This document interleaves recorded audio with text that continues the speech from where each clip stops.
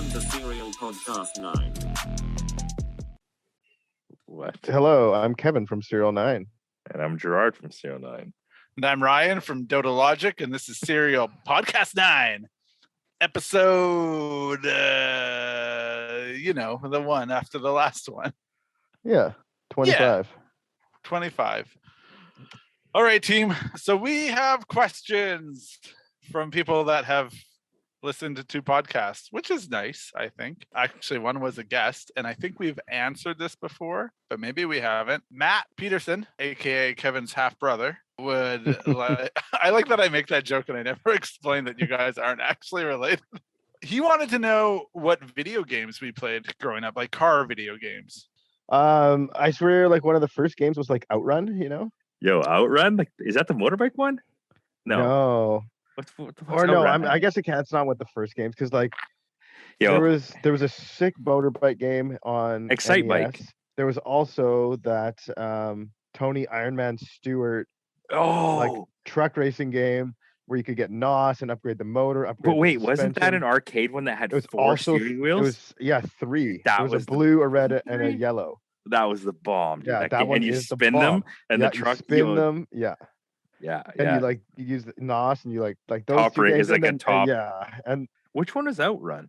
it was like you were in a convertible 355 looking from the back forward, and it was Wasn't like that- you wasn't just that, move right and left, and there's like palm trees and like Oh yeah, that wasn't as good as like. Remember the very first like force feedback actual arcade game was that I think it was called 355 Challenge, and it had the force feedback. yeah, and you I had mean, that to one do had a the loop. clutch. You could That- only do it if.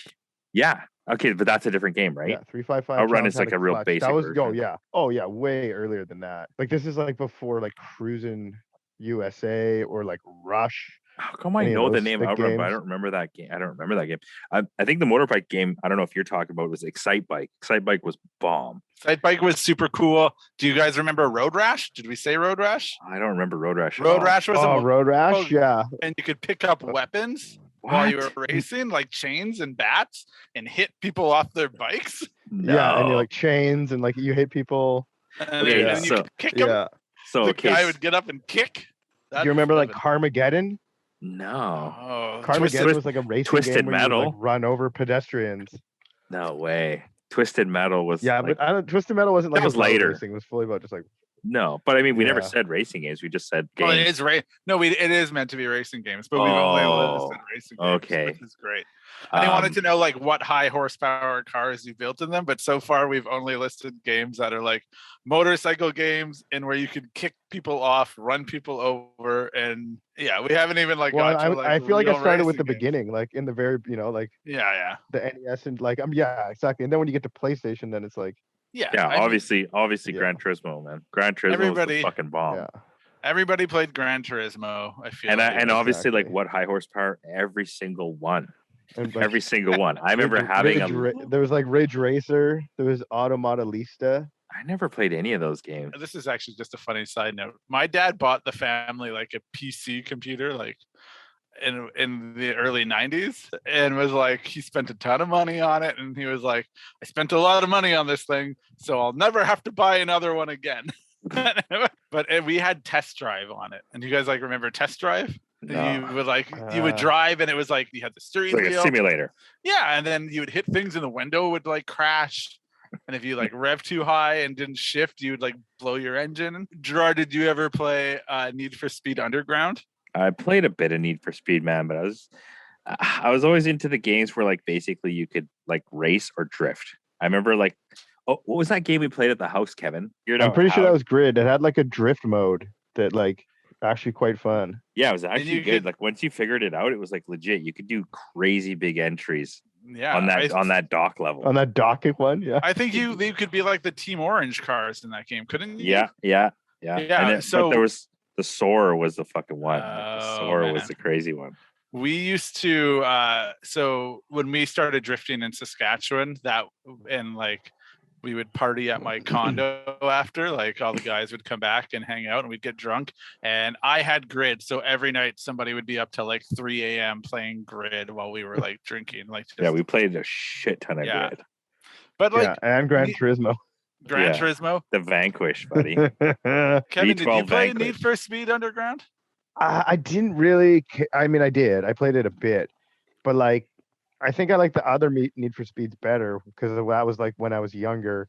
Because by the time Need for Speed Underground was out, like Gran Turismo series was out and like flourishing. So like to me, But that you was couldn't an put infinitely. underglow on your shit in Gran Turismo. But I always Need found for the Speed- driving wasn't Yeah, very whoop de good. doo. Yeah, the driving exactly wasn't good. It was I like wasn't in it for that. I was in it like- for all the style points. because you could, And that's like, what I hated. It's like I got to make my car look shittier to gain enough respect to like go on to the next races. Like, get the fuck out of here. I'm Yeah, gonna put, like, I this lost interest in those super games gaudy recently. body kits on just to go further. Like, Once you figured out how to clutch kick in Gran Turismo, I was like, done. I don't want to play any other game.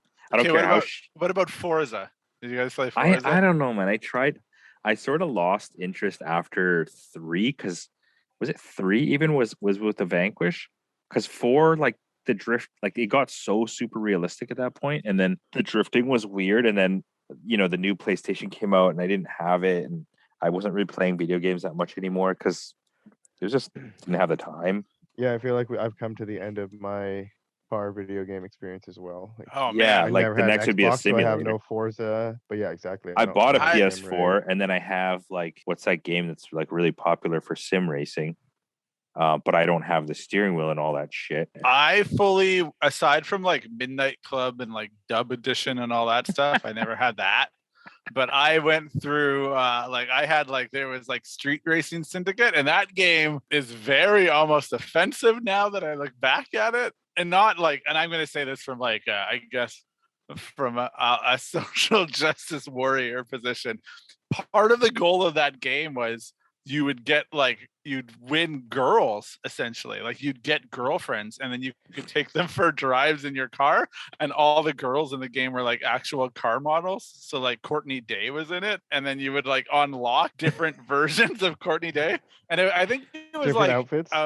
yeah, and like one was a bikini and then one was, and it's like it's kind of weird. Like you'd go back to your shop and be like, I'm gonna change my girlfriend. And it was like an open world. It was open world and you'd drive around in it. It was a little bit bizarre. But yeah, Forza, I remember What being about like, Wangan Midnight? never played that. I did get the initial D game and I thought this is gonna be fun, and then it wasn't. And I was like, and it was all in Mario Kart. Mario Kart 64 is one of the greatest games ever made. Straight up. Yeah, That's it's my so good. favorite racing game. So good. Yeah. It's so good. I will say this Even the one last battle. thing. Yo, you know what I Oh, played? the You know what I played volcano lately? donut? That's like pretty fun. Rocket League. I play with Dominic and shit. It's like pretty good. So basically, it's not a racing game, but it's like you play soccer, but you're a car. Oh, that's interesting. So you could do like flips and like hit the ball in certain ways. It's like actually kind of sick. And like there's turbo and like drive on the walls. It's My problem with racing games is I would play them and acquire the cars that I wanted, but all of the cars that I wanted were entry level cars, and then I'd stop playing, right? So it's like as soon as you got an S15, I was like, well, I'm good. And then I'd stop playing because I didn't dream big enough is my problem. Anyway, so there's a rant about video games. Good. Kevin, were there any other cars? Part of the question was like, what cars did you build to have high horsepower in the games? Yeah, I mean, I don't know. That's we fine. literally built every single car to the max. To Like, the max that it would be.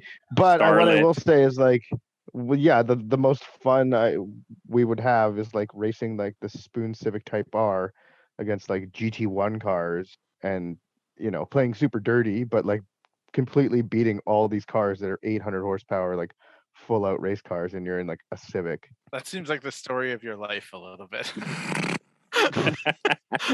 like that really just like that it falls in line with your like how much to build an 8.6 to be faster than an M3, and like you make fun of the dude for Yeah. having an M3, and it's like, yeah, fuck you, race cars. I'm gonna say I did- Vanquish though. The Vanquish, the V12 Vanquish, 700 horsepower was like the absolute best sounding, best drift car in all those games. It was Oh. It was good. so fun. That car was so and it sick. sounded so amazing. I feel like a close runner up was like the Cobra R. Cobra R. I like that. Like red. It was red with that like huge wing in the back.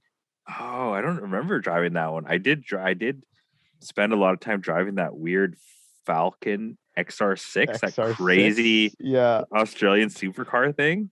it's like white and blue. Yeah, and it just sounded like It has like they didn't even sound like a car. It was just sounded so fucked up, and it was really hard to drift. But like when you got it right, it was like pretty sick. All right. Now I'm gonna put it. I'm gonna axe this. All right. So the crux of today's episode. I don't know if this is the name, how it works, but so on Instagram, couldn't afford a Supra or 2JZ _ the character, not the word. Nagini. Nagini. Nagini. Like the dragon, bro.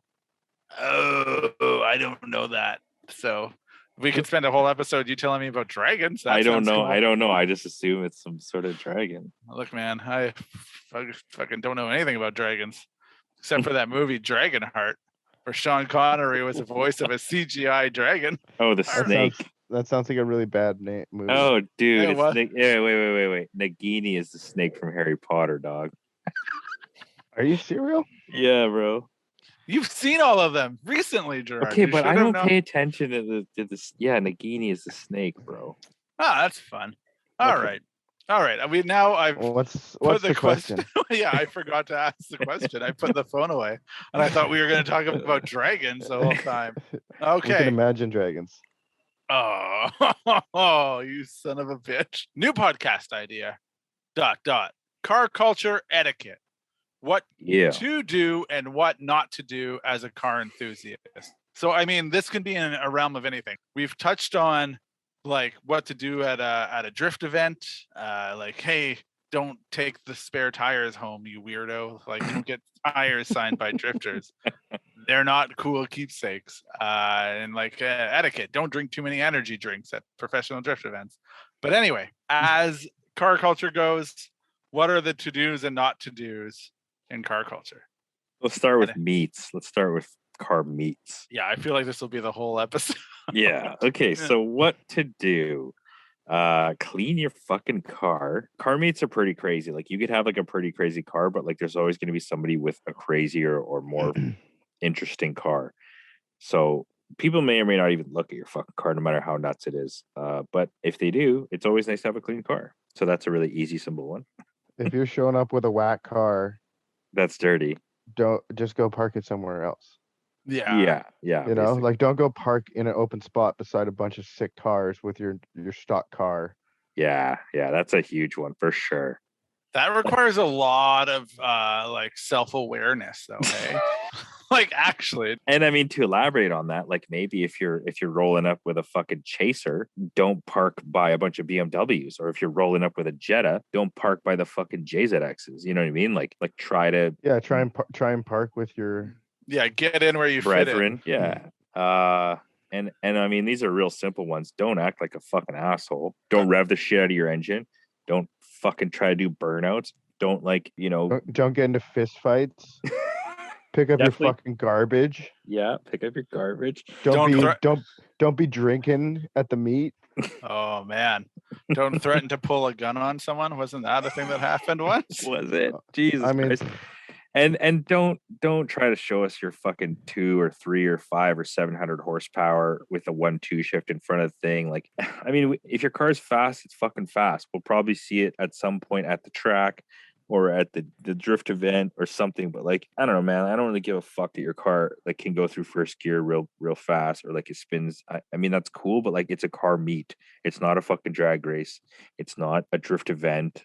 Car meets like need to keep happening, and whatever we need to do that, like just do that. Yeah, I mean it's a tricky thing. People will get very carried away, and I don't know what it is about. Is it ever like the crowd mentality, man? And like you're all hyped up. Crowd mentality, small dick syndrome. But is it ever anyone with a super cool car doing like dope shit? I would think so. Yeah, I mean, it's literally anybody. But people don't get it. People aren't upset about that because they're like, "That's a super cool car doing dope." I don't know if I've ever seen a super cool car be like, "Oh, I'd be dumb at a meet."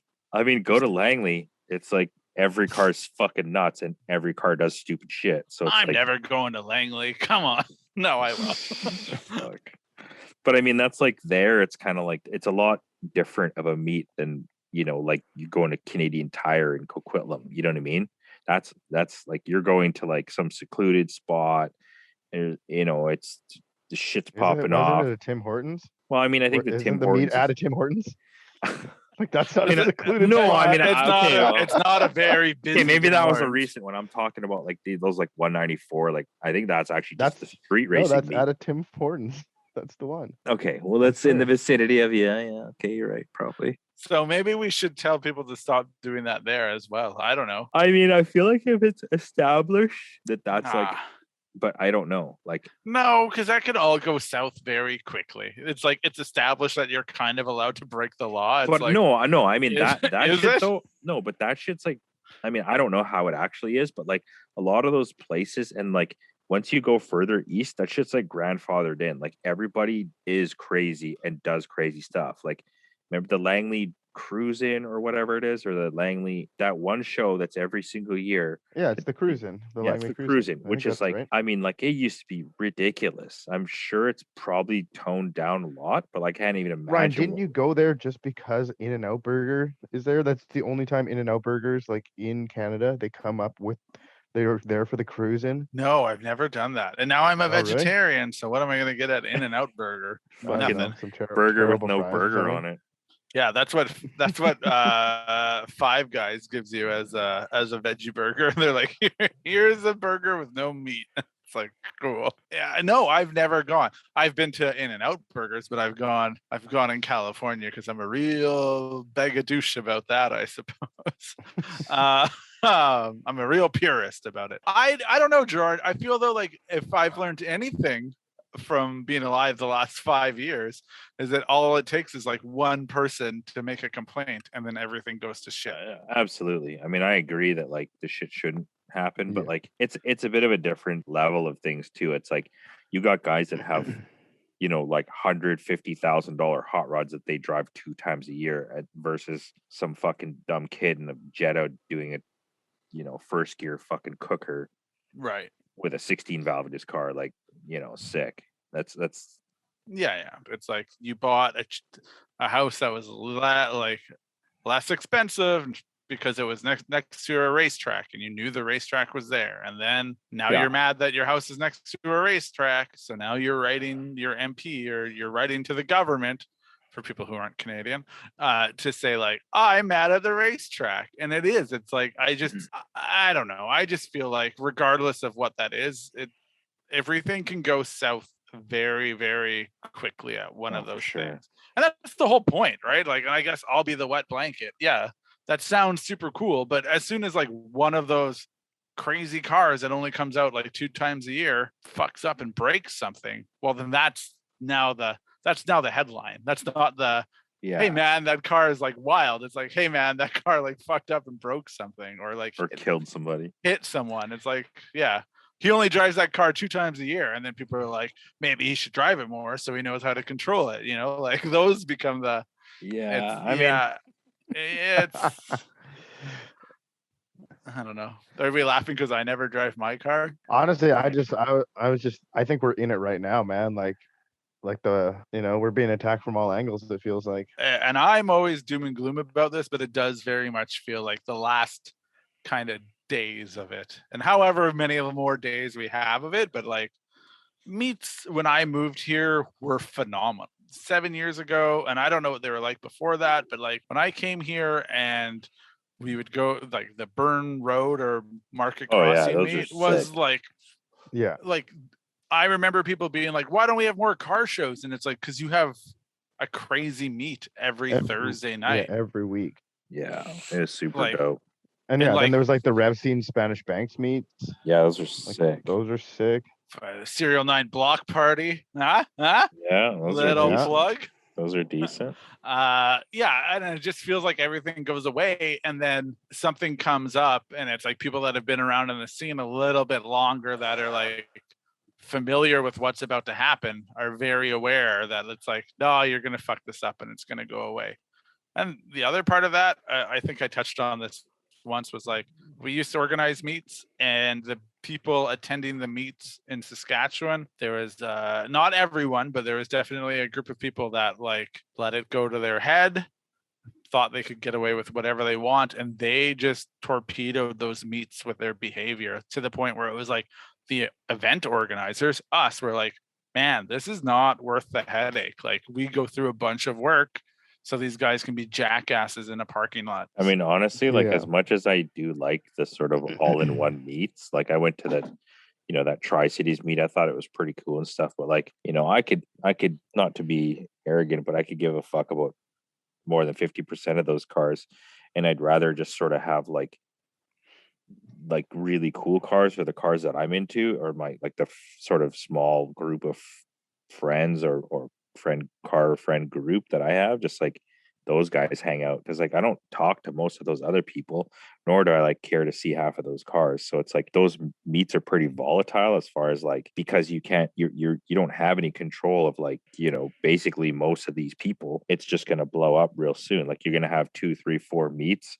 By the time the third one rolls around, the cops are aware of it. By the time the fourth one rolls around, more people are come and do stupid shit. By the time the fifth one rolls around, it's like probably going to get shut down, and then there's no more sixth one. You know what I mean? Because like, yeah, it's not sustainable. That's the opposite. I mean, I feel like you just got to like move the venue. Yeah, but then and then only the core group of people know about it, right? Or like, yeah, it just like moves every week, like, After I left Saskatchewan, the guys there did this thing, and it was called like pin drop meets. And I don't know if you did that here. I wasn't there for it, but I guess it was like, it was a select group of people that were allowed to be in that group, and it was called a pin drop because you would drop the location and the location would change. That sounds rad, dude. That sounds like the old school rave mentality. Yeah, and it's like you're not gonna find it by happenstance, right? Like you're not gonna be driving around being like, "Where's the meet tonight?" It's like you had to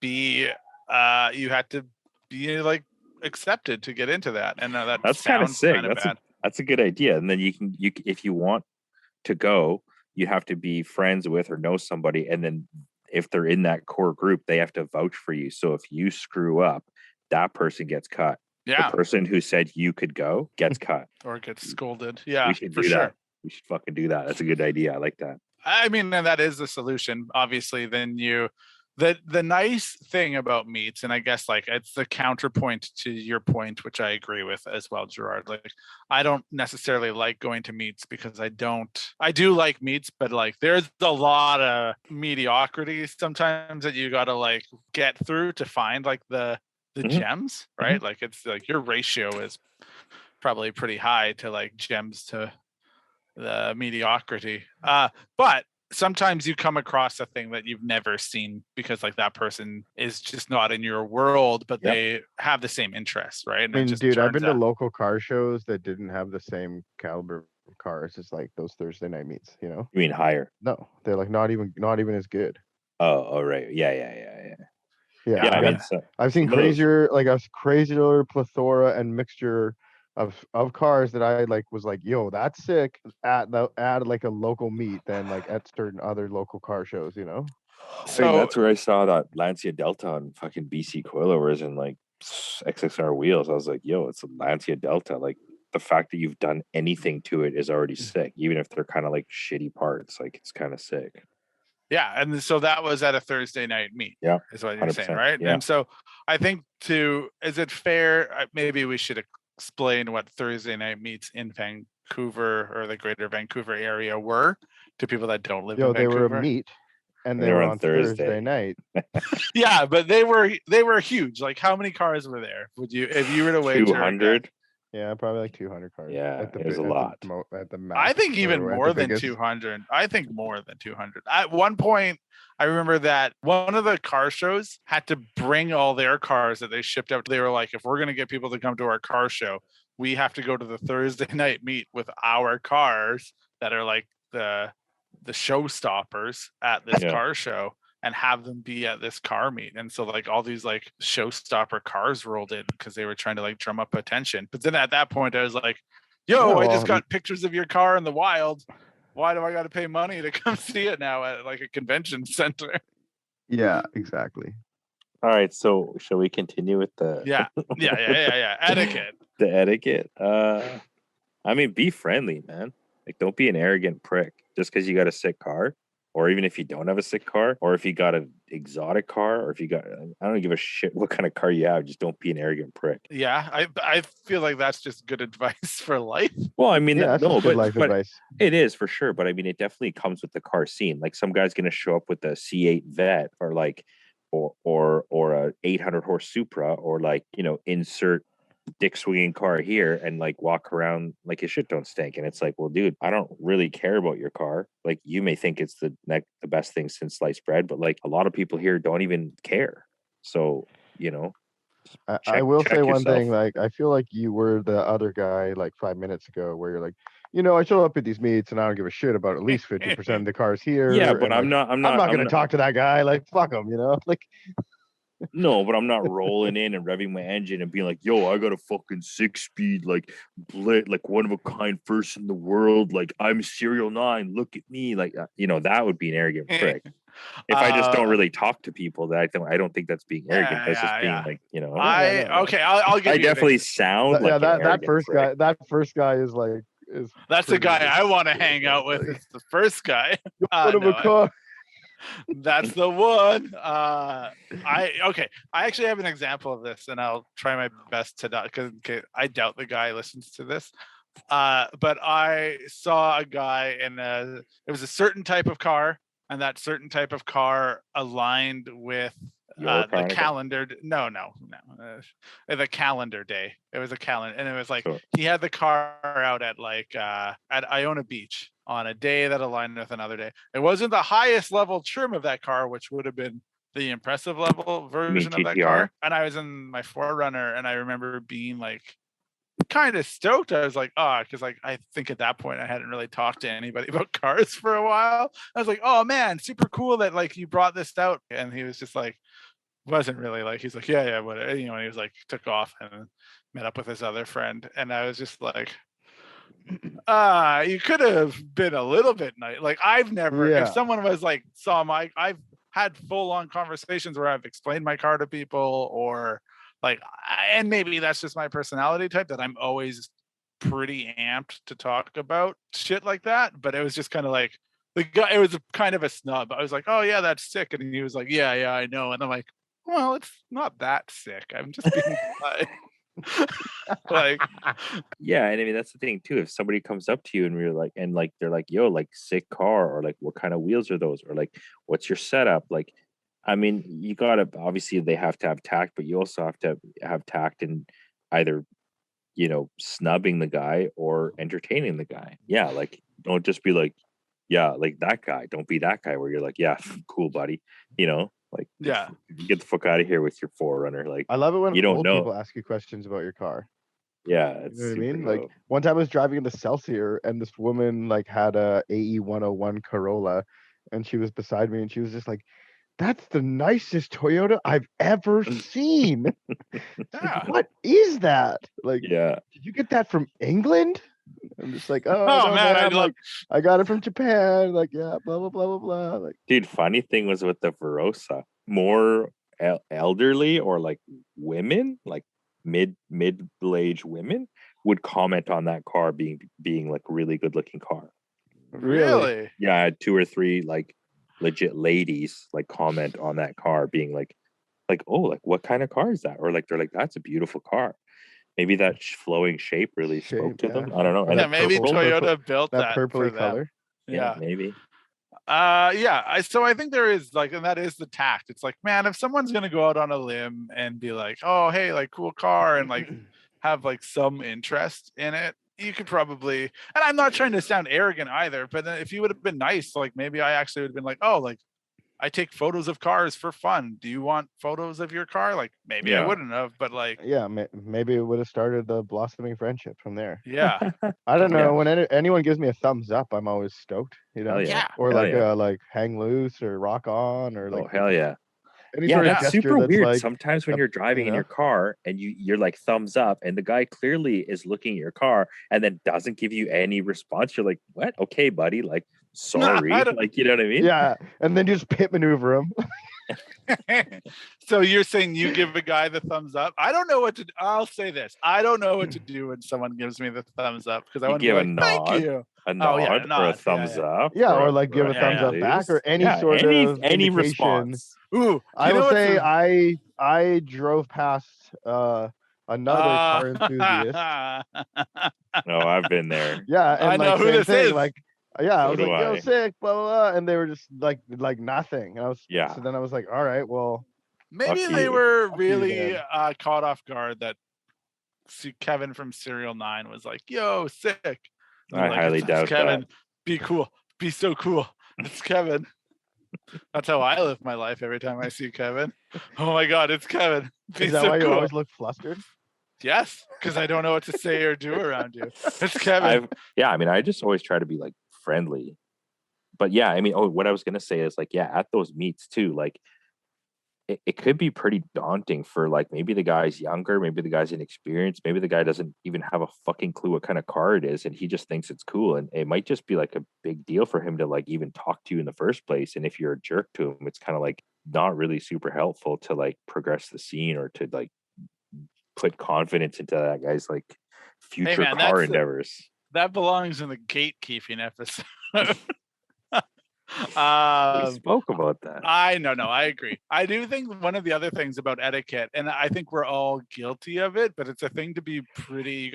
You gotta be kind of mindful about it. And like I know a couple of guys that are like pretty bad for this, but like when you walk around a car meet and you vocally take shots at other people's cars. Oh yeah, out loud, like yeah. you got to do be that. pretty. Yeah, you got to like. Because like you never know. Like I've had that too. Like when I first got the Aristo, it had like the clear taillights on it, and like You had clear taillights on that thing? it came with it. And I had Do you to still get rid have of. them? I don't know. I'd have to look. Maybe. Dude, yeah. Maybe not on that car, but on a car like my Aristo. Eventually, Yeah. like when it was like not on the white, but no, I mean no, but it had yeah, like the no. red. They were like the Altezza lights on that. car. Like, Okay, they that's weren't pretty like all white. Yeah, it was like pretty. And like I heard, like I took it to a people meet, and I still was be like, into that. I was pretty like stoked on my car because it was my car, and I heard a person being like, "Well, the first thing I do is like get rid of those lights." I was like, "Yep, it's on my list." You And said it to him? Yeah, and I was like, "Yeah, that's like the Nice. first thing I'm doing." And he's like, "Oh yeah, oh cool." And it's like, "Yeah, thanks." But then like, because then you hear like the same dude totally be like, stunted "Yeah." them. Yeah, and you hear the same guy be like, "Oh yeah, these things have like a 1J in them." It's like, no, they don't. Get the fuck out of here. First thing I'd do is buy a fucking Aristo, peasant. Yeah, get out of here. Not a GS. Don't go around shitting on other people's stuff. You can do it in private because I think we all do that, and that's fine. But like, I don't do that, buddy. Never. never. Come on. Never, man. I love everybody. Nah, you All respect builds respectable are builds. equal. No, respect respectable builds is Gerard's line. Not all builds are respectable. Yeah, that's a conundrum. Ain't that the truth? So etiquette, build a respectable car. Yeah, I mean, I mean, this goes into like that's all subjective too, yeah, right? it's fully subjective. It is. Yeah. I mean, okay, so like first, good example, right? So the Tri-Cities meet, I went and like whatever, there's lots of different kinds of cars there. And honestly, like when the Mark II Jetta showed up, there was like a VR6 one and like I don't know if it was a turbo 16 valve or what, but like I haven't seen one of those things in so long. And I remember like because I grew up with a Vanagon, and so we'd go to the VW dealership and I'd see the Golf GTI, the Mark II with the 16 valve and the Recaro interior. And then they came out with that crazy Jetta, which was like I think it was a GLI. And then dudes started swapping, VR6s into them. And that Mark II Jetta is a pretty good looking car. And they were low. And I was like, fuck, those things are sick. And yeah, I was stoked to see those cars. Yeah. And like, I never would like choose to, but like, I got a bit excited when I saw those cars. I was like, fuck yeah, those are sick. But then that's the conundrum of like also your idea, like just to hang out with your friends, you would never see that car. Right. So like, don't be a dick at meets, try to be respectful. That's all like, I feel like that's all pretty like common knowledge. And it's like I don't know. I don't feel like hear this. If it is common knowledge, everybody needs to hear it again, Yeah. Yeah.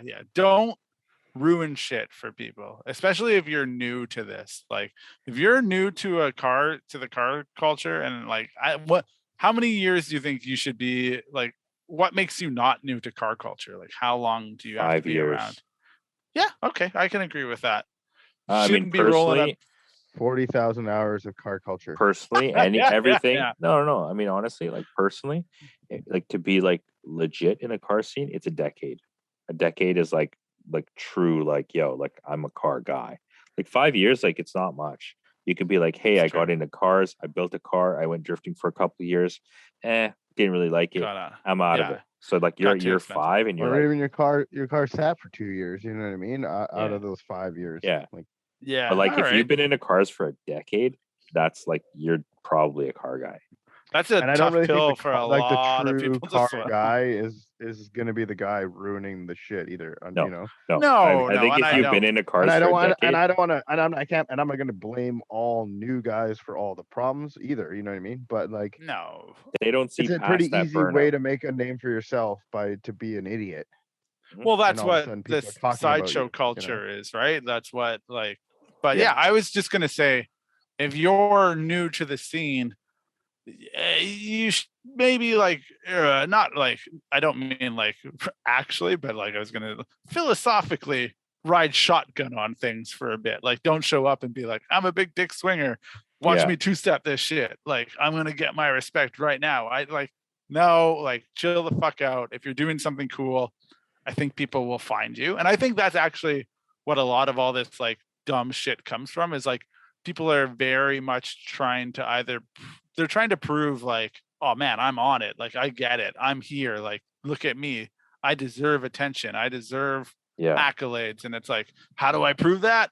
I did something in my car. I'm going to rev the shit out of it so you can hear it, or I'm going to do a burnout, or I'm going to try to drift a corner, it's like, man, if you're doing something good, people will find you. I think that's a very important thing to know in like the car world. It's like the, hey, look at me part of it will only get you so far. It's like, do things properly and you'll, what you're looking for will probably come.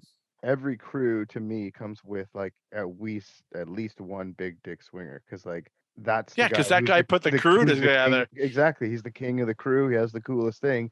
So now like when like 50 crews show up or whatever, now you got 50 dudes who all think they're king shit. You know, you got a boiling pot. Yeah. Like a guy rolls in and he's like, I got a one of a kind blitz 6 feet. Yeah, and he bangs it off like the fucking rev limiter because it sounds super sick. And now like the guy with the fucking Cavalier wants to do the same, you know, and like, yeah, he's like, oh, I'll show that wagon what's up. I mean, that's to the rescue. It is it's a very slippery slope, and it is. I mean, I guess I wouldn't know because I haven't dedicated as much time to my life to other hobbies and pastimes as cars, but I just always think like cars has to be one of the most testosterone, like dick measuring. Oh, for sure. Why do you think hobbies out there? Like, it's literally a fucking dick measuring contest. Like, horsepower, ride height, fucking tire size, turbo size, fucking exhaust size, how many fucking gauges you have, like every bit of it is fucking for measuring your dick. It's totally sick though. Funny thing is, so that last time we were at Grange, when we were at like Vegas and stuff, and I remember thinking like walking through the pits and seeing all those cars, and I'm thinking, man, like drifting is really, really fucking cool, because like it's almost like like I don't know if this is like cool to say, but it's almost like a celebration of like testosterone and like manhood, and it's like fine to be like that, you know what I mean? Whereas like in this world we live in today, is a lot of shit is like, is this right, is this not right, you know what I mean? Where it's like it's like these guys have literally put their lives on the fucking line for who knows how long, and driven who knows how far, and built this fucking thing with their own hands, and now they're gonna go and like try to show how fucking awesome they are. It's like, it's pretty awesome. Like, yeah, but I feel like, just as a side though, like a lot of the drift events we go to, there is that aspect of being like, I want to be awesome and I want to do good out there. But I also think there's a level of camaraderie in drifting that isn't, found necessarily in the meat culture, like Oh yeah, no, like I mean car meats, that's kind of right? what I Like, meant too. Is like right. it's like a culmination of all of this Yeah, shit. but You know what I mean? hear me out. I think when someone else is there, you instantly have something that bonds you together. Yeah, Just like maybe you do at a car meet, but it's less so. It's like at a right. car meet, you're like, yeah, we both like cars, but at a drift event, you're kind of like, you're like, oh, like we've gone through the same thing. Like Mhm. you get to drive with that person, which is like a huge thing. When you drive with someone for a bit, like and like you're instantly friends after But that. It seems but like. Yeah. also the drifting is the equalizer. It's like, yeah, you can Yeah. build all these crazy cars at the meet, you can rev and you could do a burnout and two-step, but then it's like, well, fuck, you got to drive, man. Like Yeah. you're literally like on like under the gun from everybody watching. So like you could fucking have the sickest car, you could think you're the best, but like we'll quickly find out. Like I don't Yeah. give a fuck how long your burnout is. I don't give a shit how loud your two-step is. But if you can't link two corners, fucking Well, start practicing or go home. You know what I mean? and Like, that's the actual thing. So this is probably, and I was actually going to say exactly that. It's like almost the downfall of the meet is that there is no equalizer. If you thought your car was fast, but then you were at like a drag strip, you would find out that maybe your car isn't that fast. Or if Yeah. you thought you were a good driver, but you don't have that. All you have is your build list, the way your car is shown, like shows off. So like you don't know if it's like a good build or a bad build. The guy maybe is like puffing his chest out and being like, I'm about to like show you. But yeah, there is no fucking equalizer. Yeah. So they can do whatever they want. And I think that's actually the prob fucking And wild. there's literally no barrier of entry from Yeah, going into a there you parking go. lot, a There public you go. parking lot. But if you're going out to like the Friday night drift and drag, like you're paying money, you're part of the community, like you're there for a reason, and like I feel like then you're less likely to be fucking around and doing things that are gonna ruin it, Yeah. when Hey, anyone can go. It's if just we something could to do. if we could rename this podcast, do you think we should have called it Barriers of Entry? The SerialNine podcast. SerialNine Barriers podcast. of entry. Barriers of Podcast entry. 9. Podcast 9. Yeah. It is now I use that in like everyday life. I'm like, oh, the barrier of entry to this is very low. And it's like people are like, what are you talking about? I'm like, no. The barrier of entry to this conversation is higher now, and you don't understand. Yeah. Okay. So what else do we got for etiquette? We've talked a lot about meats, but let's talk about social media. Social Etiquette. media. Social etiquette. media. If you're gonna DM somebody, have a bit of tact. Do not start with, "Hey, sponsor me," or like form a sentence. You're still talking to a person. I mean, you may be on social media, TikTok, Instagram. I don't know what the hell you're on, but like you're still talking to a person. And I mean, maybe I'm old school, but I definitely appreciate when people use full words or like full sentences, or start with a "Hey, what's up?" or like any sort of like, what's the word, like a icebreaker, if you will, maybe. Yeah. That's fair. Yeah. I got one for you, and I don't know. You guys can tell me how you think about this one. And I don't know the proper saying for it, but it's like praise in public, and then it's like, and then not maybe like punish in private. Does that make sense? So yeah, I the get what idea, you're trying to say. Yeah, like maybe don't necessarily always shit on people in public, like So like yeah, basically like like when your buddy posts something, you're like, yeah, sick bro, fire emoji, and then you send it to the group, and you're like, yeah, look at this whack ass shit, like yeah. Like, you don't comment on his thing, yo, look at this whack ass shit, Yeah. Like you don't comment and be like, why is the wheel not turned, Gerard? You don't like that. Maybe you No, don't post your buddy's funny. Wheel and be like, yo, $4,000 trailer wheels. maybe just send that in the group chat. Yeah, man. I mean, he shared it though. No, I think it's funny, but then the one thing that I honestly don't care, but the thing that I realize more and more is that sometimes I mistake how much people know, I guess, like What? private versus public. So then it's like, I think it's hilarious that you put that, because then it's in like a podcast episode where we literally talk about like, hey, like don't fucking turn your wheel in photos. And when I was shooting that video, I was like, the wheels turned. Gerard's gonna make fun of this. I didn't care. But It's like the center then I caps on think- Kevin's wheels. yeah, and it's like the center caps like Kevin's wheels. But the thing is then everyone's like, oh fuck, Kevin didn't put the center caps on. I also didn't tell Kevin I was like gonna like make a video of his car. I was just like trying. And the thing that I guess what I'm saying is contextually, somebody might look at that and be like, oh fuck, Gerard shitting on this Dodo Ryan B dude. Like, And fuck Gerard shitting him, on dude. Rare Spec Alex. Yeah, and like they don't know that, they don't necessarily always know that like you're actually good friends with these people. I'm okay with it, but it's like that was my realization this week where someone was finally like, oh, you're Ryan from the podcast. I'm like, man, I don't know how much more clear I need to be. Like I say I'm Ryan from Put it in Dodo your Logic. profile. Yeah, fuck. Ryan No, from but the not that many podcast. people maybe know that your Dodo Logic Aristo is the Aristo. I don't know. Like maybe it's But some people I've don't like study those things. No, I know, but that's what I'm saying. So somebody might not actually study like, oh, Dodo Ryan B and Gerard actually spend like a decent amount of time together. And it's just like, Yeah. Gerard's being a bit of a jackass. Yeah. And I mean, that's the thing too, is like if they didn't listen to the podcast, the reason I made that trailer joke is because obviously like Alex was like, yo, your fucking black Rhino wheels are whack shack, like on your QX. And it's like, yeah, fuck you, man. I just spent $4,000 to make my truck look at his trailer wheels on it or whatever.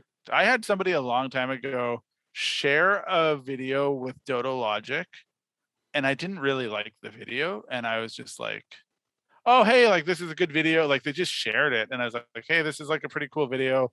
The song was like from Blade, which I thought was really funny. And I like made a comment about that. And then I was like, oh, like maybe next time you can, and like they didn't ask for feedback. So that's a bit on me. I shouldn't have been so like about that, but I gave them feedback in private. And they were like, and then they just responded, they're like, share the video. And I was like, no, this isn't how this works. It's not you pass me a link and I put it up on my wall, and that's how it goes. Like, you know, you're gonna go back and do a do-over, and then we'll talk. Anyway, yeah. So, but that's a tact. I think, like, yeah, tact is. I think if we've learned anything, like tact in the car scene is something that is lacking, that needs a ton of work. I would say I would be more inclined to sponsor someone who sent me an email than a DM about it, you know? Like at least when they're sending you an email, it feels like it's going to be something that's composed and written out, and you know, perhaps they'll have an attachment with a PowerPoint or something, or a bunch of photos, or like Or Man, a it ain't fucking video. 1998, bro. Like, yeah, but I'm just saying, like, I don't know, like an instant message that says sponsor me is just like no, I mean, literally the worst. Like you get no attention. You know? no, for sure. Like you don't like. I feel like the medium for me is okay. I actually prefer like a quicker medium, Instagram, because I can instantly like just hit a link and be like, oh, this guy has this many followers, this guy has a sick car, this guy's had this many cars before. Whereas in an email, it's a bit like anonymous, and like it's a bunch more work to sort of like the email could fucking be, you know, it could be a fable for all you know. It could be like, oh, like I got, you know, I've been drifting at Ibiza and blah blah blah, and like it could or couldn't be true, you know what I mean? Whereas like, I mean, you have anyways, to back it up for sure. for myself, They it's like gotta- it is the tact, and I do agree that like you should come with some sort of professionalism or some sort of anything, but the medium is less important for me. You see what you've just did there is Kevin set it up so people would have to email you for sponsorship, which now you're now most you likely drove all of it to your fucking private Yeah. message. So Yeah, I don't yeah. care. And I so can it's weed like, through it so super now fast. it's on you. Kevin's like, let me alleviate some of this pain from you. Let's like for you. I mean, half the You half can the put an stuff- email together. half the stuff I think is funny. I mean, like you'd be like, sponsor me, like, yeah, I'm sorry, no, like, Just to go back to etiquette, because we did car meets. We've talked about drifting in the past, and I think drifting is. I mean, a there's lot a lot the- of drift etiquette, though. You know.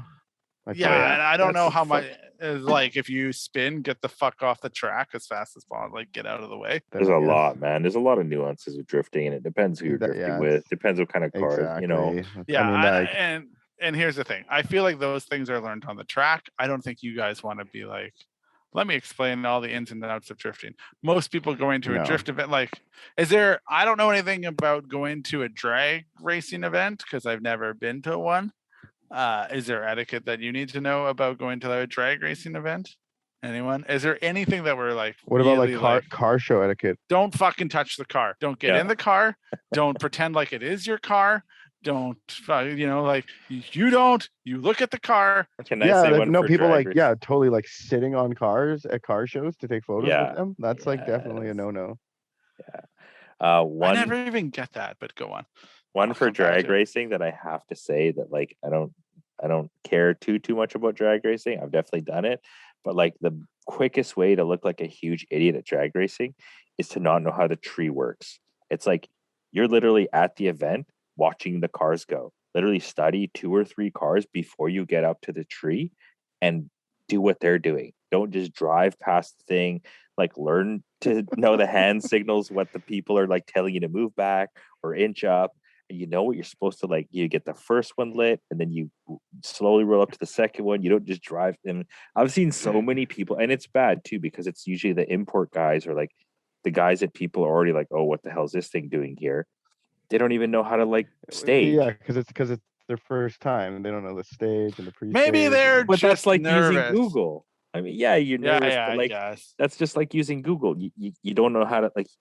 You're at the place watching the people do the thing, and then you get up to do the thing, and you're like, Do they have drivers meetings? Do they run you through it? Oh shit. I've never been, so I don't know. I would probably be one of those dudes that would be so nervous that I was gonna fuck up that then I'd get up there and just screw up. Yeah, and I'd fuck it up. It's a good couple of laughs the first few times when people will do that shit. They just like they stage, they get it. I've seen dudes like roll past. Or they launch in reverse. The best one though is dude stages past the lights and then starts on the limiter, like and then he's got his launch like RPM. And he's like, and the dude's like, dude, you got to move back. Like, what are you doing? He's like, ready. He's so nervous. He's like ready to go, but he's not even at the line. It's so funny. Anyways, yeah. Okay, well, that's good etiquette. And I'm not even sure I still understand how it works. I always look flustered, as Kevin pointed out to me tonight. So that's great. What were we saying? Oh, posing in front of people's cars is a thing that I never got. And that is a thing that always blows my mind, is standing in front of someone else's car. It's like, you didn't build that. What are you going to show that to someone? They're going to be like, sick car, or do you own it? You're like, no, I saw it at a car show. But I mean, if I'm renting an Aventador, I'm taking a picture with a fucking Aventador. Yeah. All right. Okay, fine. That's fine. I just, standing in front of a car at a car show. And I don't get that. Would you put that as your like profile photo though? No. Look at me with this rented Aventador. Yeah. Oh. That's kind of what I mean. That's what I mean. Like that's the same level, like. Yeah, I think at one point I saw. This is a weird one, and Gerard, you and Kevin have probably both had this way more than I have. I once saw someone else using my car as their photo on, like, their profile photo on Instagram. I get that all the time. Isn't that fucking weird? I get that all the time. Not all the time, but like I've definitely had dudes have my. And I feel like that's how you know you made it. Yeah, but other people, my car, man. Your people's phone background, man. Like, you're somebody now. I mean, I don't get it as much, but like, yeah, I guess that's the Jay-Z line. It's like kids on the corner screaming, "That's my car," except they're grown ass men. Like, fuck off. No, I guess that is a nice thought, but it also weirds me out a bit because then it's like, I don't know. Matt Peterson used to make fun of me for having my own car as my phone. No, but wallpaper. that makes them. And he was like, "Dude, like, how sense. arrogant are you? Like, you think like your car is like that good that you need to just like look at it on your own phone?" Yes. Yes. That was my point. Yeah, I was like, yes. Yeah, why wouldn't? Like, it's the this is my car. That's how much I love it. This is the best photo I have of it. See it, blemishes and all, and everything. Yeah. But that's like having your phone background as your own photo. face? Maybe that's what. Yeah. You know what? You imagine Yeah, how yeah. fucking whack that would be. No, well, that'd be weird. I thought but you were maybe gonna be that's what he like, meant. But Yeah, exactly. okay, It's a dick but measuring hear me out. contest, and you got your dick right there on your phone. Yeah, hear me out though. Having someone else's car as your profile photo is like having someone else's family as your background photo on your phone. It's not quite the same thing. It's like buying a picture frame from the store and not taking the family out of the picture frame and then what hanging it about on the wall. this? Like, what if your background was like the view from like your friend's house or your like cousin's house or something? You know what I mean? Like, man, my background is literally just like the wood grain that came with the phone. Like it's like a wood grain. Yeah, I did not change it.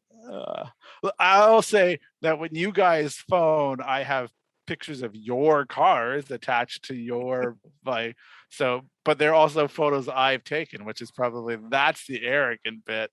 I have funny photos of everybody. Oh, do you? That's what's the background on your phone, Gerard? Your kids? Dominic. Oh, that's nice. Yeah, I mean, I meant to change it obviously to have like all my kids there, but I haven't changed the fucking photo since this is like a year and a half ago or something or some shit. Yeah, you should probably get on that though. Yeah. Kevin, what's the background on your phone? And is this good etiquette or poor etiquette? I literally have like OEM background as well. Yeah, really. That's the jam, man. I'm not confident enough in anything in my life to have it as my background all the time. I mean, I definitely have I have a sick photo from our California road trip as the background on my computer. Oh, I do have a bad example of this. So I do have one. The desktop on my, although it was, does it count if it's a photo I've taken? I mean, or is that like, what's wrong with it? Who cares? Take your own photos. That's cool.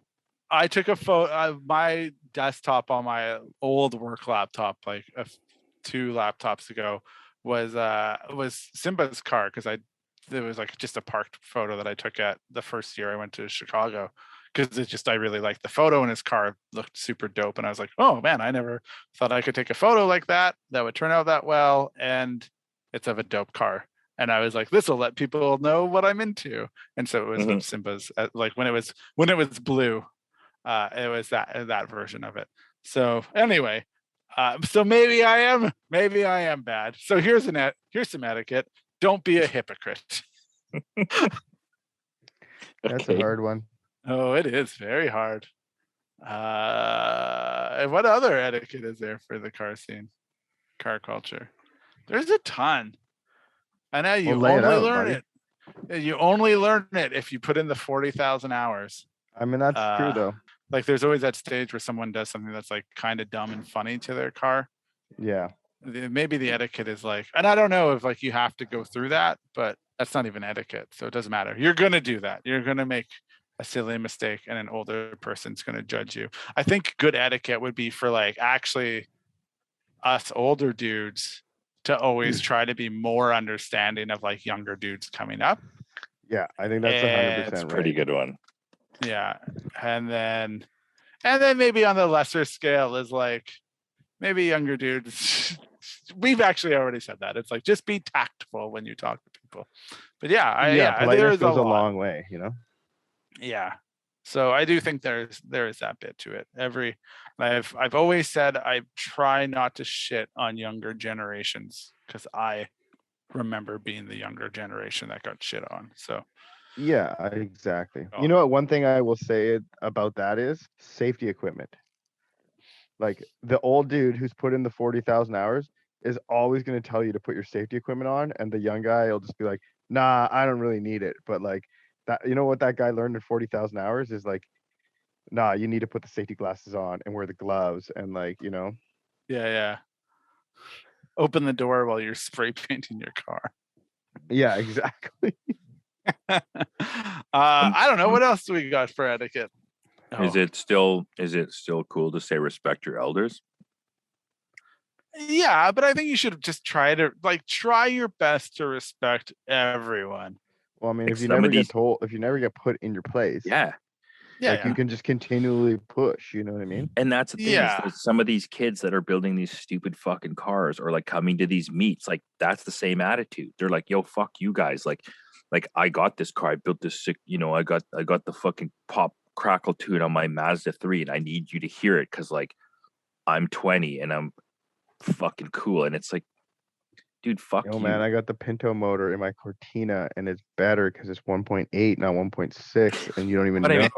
But I mean, I was still respectful. I know. Like, you know what I mean? Like, I'm being devil's advocate. Okay, so here's the thing, though. But like, can you put that in? Respect your elders or whatever that equates to. I these think days? that's fair. But that's what I mean. It's like if you can just do whatever you want there every day forever, and no one ever says anything to you. Yeah. Of course, you're just gonna just continue to do that. Yeah, that's but that's again, like that's actually like if you boil it down, that's just a respect people thing. Got it. Like every generation has like punks in it, and every scene has punks in it.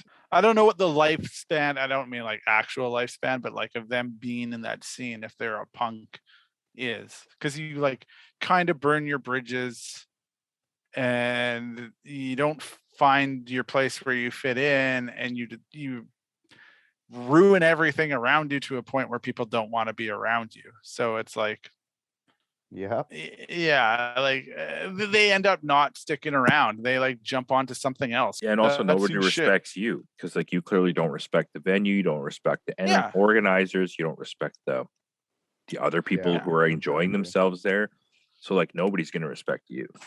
Nobody gives a shit about you, no matter how sick your car is. Yeah. So I'm gonna say the biggest takeaway maybe from this episode is etiquette really just boils down to respect. Like everything we've said is like be respectful. We've never been like, yo, if someone's got a whack car, tell them it's whack. Like tell them right into that. And, like there is nothing. And it's like, it's literally like be a good human to the best of your capability. Like that's etiquette for cars. It's like, and I mean, that's like proper car culture etiquette is if a young kid asks you to do a burnout, you have to do a burnout. If a young kid asks you to rev it up, you got to rev it up. It's like trucker etiquette. If the kid's like doing the horn thing, you got to blow the horn, I like that we all did that. We were like, what is the age limit of a kid telling you to do a burnout where you stop? Because then there's a point. If a 20-year-old tells you to do a burnout, you don't have to do a burnout. Okay, I want to say I remember I used to pick up my girlfriend at it's like Earl's or something, and then I think one of the managers was like, because I had the yellow Cressida at the time. And then they were like, oh, you should do a burnout. And I was like, no. Like they had to like hugely convince me to do a burnout. And then I did obviously just like a fucking huge like second gear cooker. And they're like just standing there like what the fuck was that? I was like, yeah, that was a burnout. They're like, okay, I've never seen anything like that before. Like it was just way crazy, I guess, for like what they were expecting. And that story, Gerard's the monkey paw of wishes. You want a burnout? Have all the tire smoke in the world. Turkey's a little dry. Yeah. Yeah. Now all the steak tastes like tires. I just want to know, Kevin, what's the age when a child asks you to do a burnout that you like? When does the Make-A-Wish Foundation? 17. I went to go pick up my extremely intoxicated ex-girlfriend from a nightclub once. And like, I got her into the car with the help of her friends, and these guys are just like, yo, do a burnout. Like, so I started doing a huge burnout, and then they started like screaming like, fuck the police. Like as I was doing the burnout downtown. But so I don't know, they were probably like 26 or something. I don't know. So not a child. So we're like totally be respectful unless in one situation. No, unless people are asking you to do something, then then maybe you should consider it. You should oblige, use your judgment, be a gentleman. Well, okay, I mean, we're basically saying don't do stupid shit and then saying do stupid shit. Yeah. But like I feel like the meat is it's almost more delicate, that's not a meat, right? Though. Exactly. Yeah, exactly. Like fair. if you're out one in the car wild outside a nightclub, I'm not like everyone trying to enjoy a meal. Right. And that's I'm fair, fucking everyone's night up. If you're out in the wild, you're on your own, right? Like if you do a burnout wherever the fuck you are, you're either not going to get busted or going to get busted. So it's going to be really you, up to you. You're going to be the result of your consequence, you know? Yeah, when you're on your own, but when you're with the pack, you can screw up herd mentality. Kind of a shitty point is if you're the guy with the import car doing a fucking burnout with the loud exhaust, now actually you do have a responsibility to the rest of the imports and the rest of the loud exhaust kids and people and enthusiasts and the lowered and the stance cars. So maybe it isn't fucking cool to do a burnout in the wild. I mean, like, that is a tricky thing. But that's the thing is, like, I get what Kevin's saying because that's a very funny story and I enjoy it. Well, I mean, not only that, is you're inspiring children. I mean, maybe his weren't children, but like, you know what I mean? Like, if they're 26-year-old children, that's for sure. If a 12-year-old's like, yo, sick car, do a burnout, 9 times out of 10, I'm going to do a fucking burnout. Like, you know what I mean? Because that kid, like, for any kid to think your car is cool is pretty much the coolest thing ever. Yeah, you're rolling by the elementary school and the kids come running up to the fence and they're like, like looking through, like, it's the purest form of like, yo. Like if Dominic thinks a car's sick, I'll like triple look at it and be like, yeah, actually that's kind of sick. Like because you know, it's like red or like has a huge wing or like the wheels are gold or like some crazy thing that I wouldn't even like, I'm, you know, come and gone past that point. But like it's so pure. They're just like, yo, that car looks so cool because of this. And you're like, yeah, I can appreciate it. Looks like a big Hot Wheels car. I got a question about etiquette, and I think it's a thing that maybe you guys don't do this, but it's the thing that I've noticed that a lot of people do. It's as an enthusiast, you never stare at someone else's car. Why not? I've never heard of that. You've never heard that? It's like, what's wrong with that? Stare. I don't know. I've had that where it's like, that's like don't point. Yeah, like the don't point, like don't overreact. So if you see see like a Lamborghini downtown with an L on it, people who are okay, now I get what not in the meat, but maybe driving around. Yeah, driving around, like don't gawk. Like I kind of get that. Whatever. But like to me, that's more like when I see a car that I feel is like below me, and I know he's trying to see if I look below. Yeah. So I'm not gonna name names, but I was with a very reputable car person, and we were in downtown Vancouver. And I was explaining what the L on the back of exotics mean, like on the back of exotic sports, any car, but on the back of an exotic, it is hilarious. For those listening that aren't from BC, that's a learner driver. You know, like they're new. They have an L or an N. On a Hurricane. Yeah, it's like an N. It's like they're new to driving. They have like restrictions on their license. They've been driving for less than a year. And they have the dopest car. And me and another person who was well versed in the car scene were laughing and like staring and being like, I'm like, yo, look at that. That's what I'm talking about. And the other guy was like, hey, eyes forward, don't stare. And they were like, no, hear us out. We're laughing because it's a new driver. So that person like just learned how to drive and they have like a $200,000 car. And then they were like, oh, okay, yeah. But in any other circumstance, you know, it's like, have you ever been like bombing down the highway and maybe someone bombs next to you and you feel like they want you to like kind of acknowledge them, but you don't? Do you ever have that? I mean, man, if the car is sick, I'm looking. I don't care. Yeah. If the car is sick, like if the car is what happens when you sick. know it's not sick, and then they're just like literally trying to egg you on, and then you know what I mean? Like, I mean, I'll usually still look over and be like, "Hey, cool," or something. Like if the guy obviously is trying to get your attention, like be a jerk about it, but like.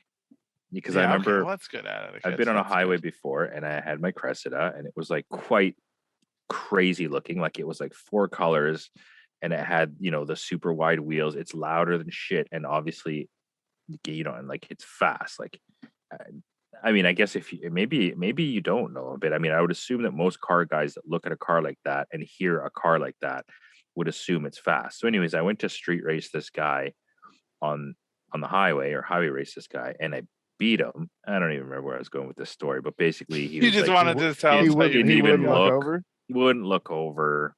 Well, maybe he's embarrassed. Or maybe I wanted to race him and he wouldn't even acknowledge my car or something like weird like that. I mean, I've been that guy though. Like you're just driving your car and all of a sudden there's some Tiburon beside you, like blowing off his blow off valve 100 times, and you're just like, it's not going to happen.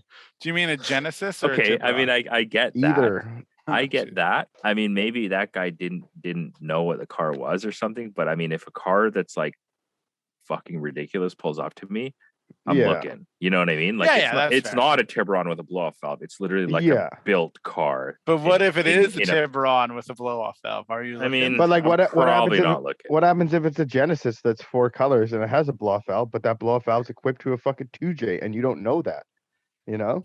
Shame on you. Shame on you. I mean, if it's got crazy that's basically wheels, what a fucking Cressida, a 4-color Cressida is. Yeah, but I mean, a 2J sounds a certain way. I mean, maybe it's just you gotta know, though. Yeah, you gotta know. Yeah, exactly, that, man. You can't. So, one thing I will say about etiquette, I was at a recent drift event, and this young enthusiast came up to me and he was like, "Yo, man, your car's sick, but your wheels are whack." Yeah, I remember that. What? Yeah, I was just like, "Yo, like, thanks, man. Like, thanks for your opinion." I wasn't like, "Yo, like, fuck you, like, fuck your opinion." Like, yeah, I was like, did he just say that? Yeah, Gerard was so stunned. He's like, "Yo, man, like, I like your car. I've seen it around a lot, you know, but I don't really like your wheels, man." But like, I mean, he didn't say it in like a jerk way, but like, I was still like, I definitely like jerked it up a bit. To say that. That's pretty good. I appreciate the honor. Like But secretly I was like, yeah, that's right, boy. Fuck those wheels. That's pretty funny. I've had people be like, because when I was on the Walds after I switched to the you had wheels, those Walds. I had those Wald wheels, and people hated it, and they never told me. And they're like, "Yo, like those wheels are fine." And like I've had other people be like, "Yeah, this shit doesn't do anything." Like full on, just like your car is. Yeah, this isn't good. And I was like, okay, you got to learn to take criticism too. That's a big thing. But yeah, I almost applaud the person for like telling Kevin that they didn't like his wheels. That's pretty ballsy. It was a kid, dude. Like, I don't know how old that kid was. 13, maybe 11 to 13. Yeah, he was. I've seen your car around, but I don't like it. You should have been like, what kind of wheels would you prefer? That's what I mean. Well, I think I said to Gerard, like, what kind of wheels do you have? Like, to the, but I'm not going to say that to the kid because same, like, I'm not trying to be a jerk. Like, no, that's good. You're a good guy for that. I don't know what I'd do in that situation. I'd punch him out. Yeah. You're like, my wheels. Yeah, that's what I do. I'd punch that kid. Like, this is a weird thing because it's not etiquette, but like, I feel like if you do research, instantly everyone will respect you a bit more. Like if you come to someone and you know what you're talking about a little bit, then you're gonna get a lot further. And if you don't have any clue what you're talking about, then you should be very polite. And like, we have customers who have absolutely no clue what we're talking about. Yeah. But we don't have any problem talking with them because they're very polite and like easy to talk to, Yeah, for sure. And it's like a pleasure to try to teach them about something, I believe the term you're looking for, Kevin, is if you come correct. And so like in every way, and it's like, I've done some research. I have an idea of what I'm looking for. Instead of just like making it like wild assumptions and assuming things, like, or even just being like if you humble. don't know, just like humble, respectful, fucking 100% will talk to you. Anybody will talk to you, and anybody will respect you back. If you don't have those things, you're probably not going to get very far. Also, maybe don't go to meets or places and just spout off what your future build list is going to be. Like when you're rolling in on wheels and suspension, and then like you're like, next is like a big turbo, and it's like that's an NA car. Like it's gonna take you a real long time to get from giant like turbo to from where you're at right now. And it's like, and maybe that's another thing about the sponsorship is like when the 2-decade car guy who's built 7 to 15 cars comes to you and is like, hey, this is what I'm building in the next year and a half. Then you're like, oh, okay, like, yeah, I could see that. But when a guy who's never built a car is like, this is what I'm building over the next year and a half, you're like, do you have any clue how much each of and all of that is going to run you? And like, you're probably coming to every other company to try and get sponsorship as well. That's why it's all sponsorship. If it doesn't all line up, none of it's really going to culminate, It's just one Jenga block. It's literally one Jenga block. Exactly. like, oh, the turbo fell through. Like, oh, no injectors. We get the 1,000 horsepower JZ all the time. It's like that's like a once a week email. Man, Yeah. like, so they're buying a CD Pro, it's a transmission adapter. We're like, okay, like what's the car for? How much power does it make? And like, what type of clutch, what do you want to do with the car? And they're like, yeah, it's gonna have 1,000 horse. And we're like, okay, well, how much horsepower does it have now? And they're like, mostly oh yeah, street. I'm gonna do some drag, some drift events, but it's mostly gonna be street. Like a fun weekend car. yeah. And it's like that's entirely possible. But if you're having 300 horse right now and you've never had 500 horse, it's a pretty slim chance that you're gonna have 1,000 horsepower in the next fucking 5 years. So buy the clutch or buy the thing for what you have now, unless you're actually, I mean, some people definitely do that. Like, we have customers that like say, hey, I'm building this, and they're actually buying parts. You can see, guys got like a built head, guys got like cams, guys got like a stroker kit. You're like, okay, shit, this guy's serious. So, but like, you always get the looky-loos that are like, the car is like relatively stock. They haven't bought any parts for it. I mean, they're buying the CD Pro, which is a big ticket item, but to say the car is gonna have 1,000 horses, a lot of money. Like, it's not $5,000. It's not even $7,000. It's like fucking $10,000 just on the engine. Not to mention the brakes, the fucking seats, the transmission, the diff, the every other aspect of the fucking car, man. Like, yeah, I don't know. Like you said, come correct. And I feel like the 2J is the only thing you could only spend close to $10,000, because like, yeah, like I feel like we talked about that in our Mo Money thing. It's like, yeah, like you're spending so much. You like, also and, like, said to get from 5 to 7, and to get from 7 to 9, and to get from 9 to 1,000. all. I mean, you could definitely make 1,000 horse on a 2J with less money, but it's probably not going to last too long. Like, how much do you think like Rad Dan and all those like Formula D guys spend on those 1,000 horse engines? They're not fucking $5,000. Those are racing motors making reliable power. I mean, not even that reliable, like semi-reliable power. They're spending a lot of money on those engines. Yeah. I'm going to bring this full circle, and I'm very excited about it. It goes back to Matt's question that he asked at the beginning of the night. It was like, what video games did you play coming up, and what giant horsepower cars did you build? And when you play a video game, it's all so easy. It's just like, well, I just throw all this fake money at it that I've earned in these races that pay me to drive a car, and now I have 1,000 horsepower. And you're like, I built it in a video game, so now why couldn't I build it in real life? And it's like, well, because real life isn't a video game. And I think that's the kind of the thing. Wild expectations were set by our childhood video games. Yeah. Anyway. But I mean, like, honestly, you got to have those expectations and those goals, or you're not really like going anywhere, I'm going to say one last thing, the finisher. So etiquette, don't ever say fucking slap it in. I'm just going to slap it in. Like, you're not slapping fucking anything in, man. If you're saying I'm going to slap the engine in, you've never fucking put an engine in. Nobody slaps an engine in. Slap a new engine on there. I mean, you can slap an engine. The only engine that could be slapped in is the same engine that came out. Yeah, I mean, even then, it's still a bunch of fucking work. It's still a bunch of work. Yeah. All right, well, that's good. I think. So, what is the key takeaway from etiquette? It's like don't slap it in. Don't fucking slap it in. I was gonna say don't be a dick. Yeah, don't be a dick. And be respectful. I mean, like, be respectful. I think etiquette is tact. Etiquette is kind of just etiquette. That's literally what it is. Yeah, like if you're an okay person, you'll probably be okay. But like, I don't know. Yeah, that's it, man. Be a good person. That's etiquette. Just try your best all the time. And cut other people some slack. I feel like Ellen DeGeneres pre-scandal right now is what I feel like. Be kind to everyone. Just act like your mom's watching all the time, Oh yeah, that's a good one. We should act like our moms are going to listen to this podcast. My mom has brought it up. She's like, maybe I'll get your dad to listen to your podcast. I'm like, I don't think he needs to. All right. Well, that's good. So do we got any shout outs? Anything we want to say at the end of this? I mean, thanks to JZ Nagini for the question. It's a pretty good question. Thanks to Matt Peterson, the half brother, for the question. Yeah, thanks for listening. And if anybody has more questions, just send them our way. I mean, I don't actually get very many DMs about the podcast, but It's Yeah, me. They go to me. I know, right? All from Eric shitting on me. No, they're not all. And sometimes he says nice things. Anyway, yeah. All right. Okay. Well, thanks for listening.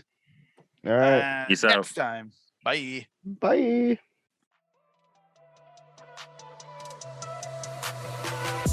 Thanks for listening to Serial Podcast 9.